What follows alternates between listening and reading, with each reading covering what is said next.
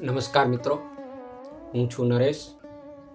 આજે આપણે એક એવા વિષય પર વાત કરીશું જે તમારા જીવનનું ભાગ્ય લખે છે। આપણે બધા જાણીએ છીએ કે આપણી પાસે મન છે, પણ તમે જાણો છો કે તમારા મનનો 90% હિસ્સો એવો છે જેના વિશે તમે અજાણ છો। મનોવિજ્ઞાન કહે છે કે આપણું મન એક આઈસબર્ગ બરફના પહાડ જેવું છે। જે પાણીની ઉપર દેખાય છે તે માત્ર 10% છે, પણ જે પાણીની નીચે છે તે 90% છે, અને તે જ સૌથી શક્તિશાળી છે। તેને આપણે કહીએ છીએ સબકોન્શિયસ માઇન્ડ, સુષુપ્ત મન। તે કેવી રીતે કામ કરે છે અને તમે કેવી રીતે એનો ઉપયોગ કરીને તમારી બીમારીઓ, ગરીબી અને નકારાત્મકતાને દૂર કરી શકો છો। કોન્શિયસ અને સબકોન્શિયસ વચ્ચે તફાવત શું છે? આપણે આ બંને વચ્ચેનો તફાવત એક ઉદાહરણથી સમજીએ। તમારું જાગૃત મન એ એક કેપ્ટન જેવું છે। તે વિચારે છે, તર્ક કરે છે, નિર્ણય લે છે।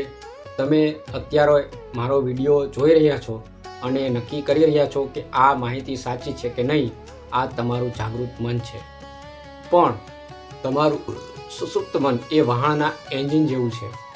એન્જિન ક્યારેય સવાલ નથી કરતું। કેપ્ટન જે ઓર્ડર આપે એ એન્જિન ફોલો કરે છે। તમે જ્યારે ઊંઘતા હો ત્યારે તમારું હૃદય ધબકે છે, ફેફસા શ્વાસ લે છે, પાચન ક્રિયા ચાલુ રહે છે। આ બધું કોણ કરે છે? તમારું સુષુપ્ત મન।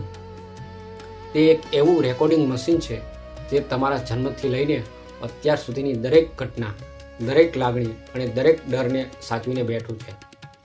સુષુપ્ત મનની શક્તિ અને આદતો। તમારી આદતો એ બીજું કંઈ નથી, બસ સુષુપ્ત મનનું પ્રોગ્રામિંગ છે।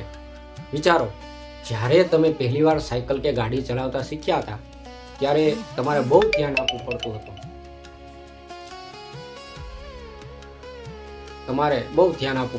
પણ આજે તમે વાત કરતા કે ગીતો સાંભળતા ગાડી ચલાવી રહ્યા છો। કેમ? કારણ કે હવે એ ડેટા સબકોન્શિયસમાં એટલે કે સુષુપ્ત મનમાં સ્ટોર થઈ ગયો છે। મિત્રો, તમારા જીવનની 95% ક્રિયાઓ સબકોન્શિયસ દ્વારા થાય છે। જો તમારા જીવનમાં વારંવાર નિષ્ફળતા મળતી હોય, જો તમે વારંવાર બીમાર પડતા હો, તો સમજવું કે તમારા સુષુપ્ત મનમાં કોઈ ખોટું પ્રોગ્રામિંગ થઈ ગયું છે। તેને કોઈએ કહી દીધું છે કે તું નકામો છે અથવા તારું નસીબમાં સુખ નથી, અને આ મન એ જ હકીકતને સાચી માનીને તમારા જીવનમાં એ જ ઘટનાઓ લાવ્યા કરે છે। આ સૌથી મહત્વનો ભાગ છે। જો આ મન શક્તિશાળી છે તો એને બદલવું કેવી રીતે? થોડાક વિદ્વાનોએ અને પુસ્તકોમાં જે થોડુંક બતાવ્યું છે તે જોઈએ તો સુષુપ્ત મન તર્ક નથી કરતું, તે વારંવાર કહેવાયેલી વાતને સાચી માની લે છે। એટલે જ આપણે ત્યાં મંત્રના જાપનું મહત્વ છે। જો તમે રોજ બોલશો કે હું તંદુરસ્ત છું, હું શક્તિશાળી છું, તો ધીમે ધીમે મન એને સ્વીકારી લેશે। ઊંઘતા પહેલાંનો સમય, તમે જ્યારે સૂવાની તૈયારીમાં હોવ અને અડધી ઊંઘમાં હોવ ત્યારે તમારું જાગૃત મન શાંત થઈ જાય છે અને સુષુપ્ત મનનું દ્વાર ખુલી જાય છે। એ સમયે જે વિચારો તમે મનમાં નાખશો તે સીધા હૃદયમાં ઉતરી જશે। ક્યારેય ચિંતા કે રડતા સૂવું નહીં। સબકોન્શિયસ માઇન્ડ શબ્દો કરતાં ચિત્રો વધુ જલ્દી સમજે છે। તમે જે બનવા માંગતા હો એનું ચિત્ર મનમાં સ્પષ્ટ રીતે જુઓ।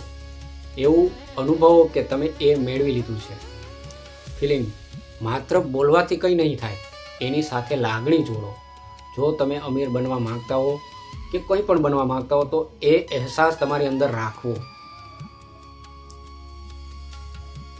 સુષુપ્ત મન એ અલાઉદ્દીનના જાદુઈ જીન જેવું છે। તમે એને જે કહેશો એ જો હુકુમ કહીને હાજર કરશે, પણ જો તમે એને કંઈ નહીં કહો તો એ તમારી આજુબાજુની દુનિયામાંથી નકારાત્મકતા ઉઠાવીને તમારી જિંદગીને બદલી નાખશે। તો મિત્રો, આ વિડીયો વિશે તમારા મંતવ્યો કોમેન્ટમાં લખશો। જો તમે ઈચ્છો કે હું તો વધુ આગળ વિડીયો બનાવીશ। ધન્યવાદ। જાગૃત રહો, શક્તિશાળી બનો, આનંદમાં રહો।